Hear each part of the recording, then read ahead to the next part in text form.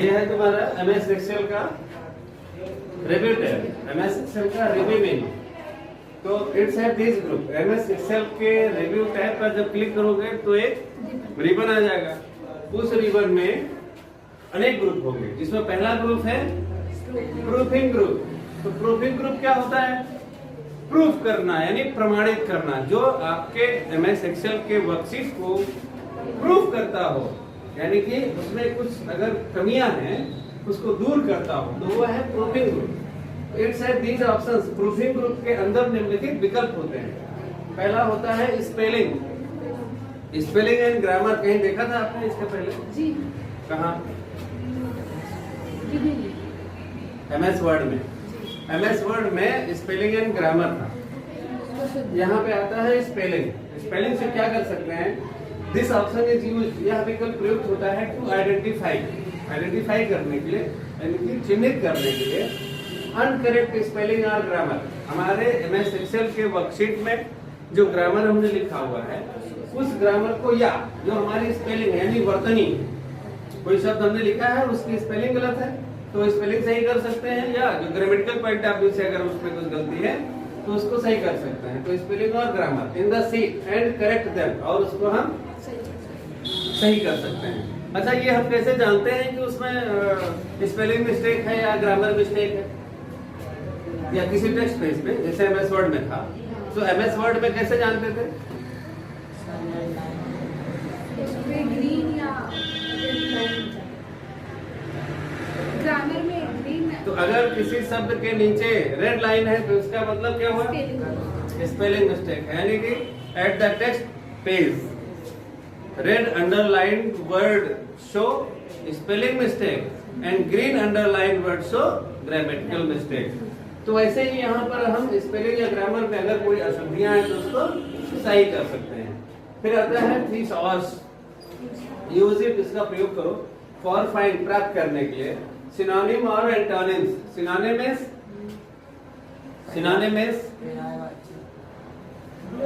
मलिच। Synonyms होता है पर्यायवाची और एंटोनिम्स विलोम। तुम लोगों को है कंफ्यूजन, सीधा प्रश्न का उत्तर आधा भी तुमको है जब उसका उत्तर देते हो तो संदेह में देते हो, पता नहीं सही है कि गलत है। इसीलिए हमने डांटा कि थिसॉस के द्वारा किसी चुने हुए शब्द का हम पर्यायवाची और विलोम ज्ञात कर सकते हैं। तो use it for find synonym और antonym of the selected word. फिर आता है कमेंट्स ग्रुप। कमेंट यानी टिप्पणी करना।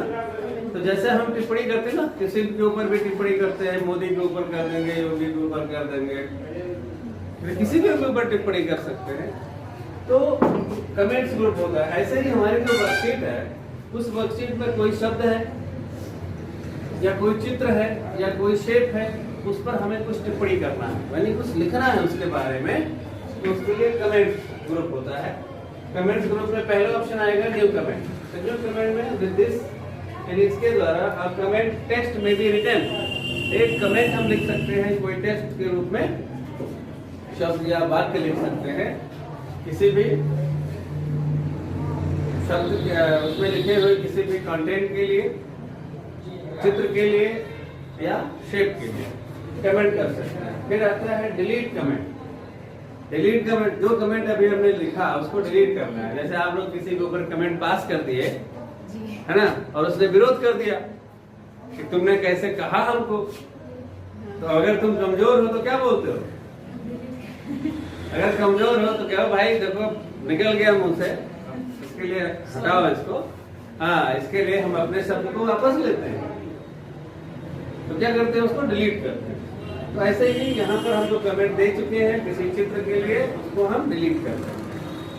Use it for delete the comment at the shelf. फिर आता है प्रीवियस।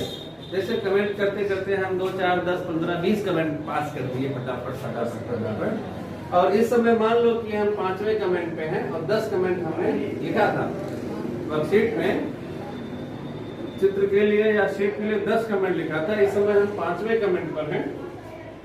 इसके पहले अगर हमें, यानी प्रीवियस कमेंट, चौथा कमेंट क्या है, तीसरा, दूसरा, पहला, इस तरह से पहले कमेंट पे जाना हो तो previous, use it for select previous comment. फिर आता है नेक्स्ट कमेंट। जैसे 5वें कमेंट पे है, हमें कहाँ जाना है? 6, 7, 8, 9, 10, 11 आगे नहीं, उसके आगे के कमेंट को देखना है, तो उसके लिए next, use it for select next comment at the same. तो इसे अगला कमेंट देख सकते हैं। फिर आता है शो और हाइड कमेंट। जो भी कमेंट हमने लिखा है उस कमेंट को अगर हम छिपाना चाहें, शो और हाइड, और जो छिपा हुआ है उसको देखना चाहें, तो उसके लिए शो और hide comment. Click at it, इस पर क्लिक करो, फॉर शो और हाइड, प्रदर्शित करने के लिए या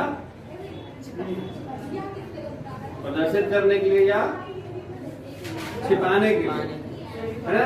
जो कमेंट आपने दिया है वर्कशीट पर, उस वर्कशीट को आप यहाँ से छिपा सकते हो या छिपे हुए कमेंट को प्रदर्शित कर सकते हो। फिर आता है show all comments. Show all comments का मतलब क्या होता है? Use it for show all hidden comments at the seat.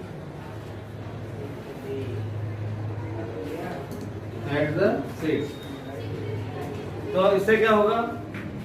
Show all comment से क्या होगा? यूज इट, इसका प्रयोग करो, फॉर शो, प्रदर्शित करने के लिए, all hidden comments at the seat. Work seat पर जितने भी कमेंट्स हैं, वो सारे कमेंट्स अगर छिपा दिए गए हैं, उन सबको देखना है तो show all comments. Show all comments पे क्लिक करेंगे तो सारे हिडन जो छिपे हुए कमेंट्स हैं वो सब आपको स्क्रीन पर दिखाई देंगे। कहीं से कोई डाउट हो तो बताइए। किसी भी ऑप्शन को लेकर के कोई डाउट हो तो बोलिए।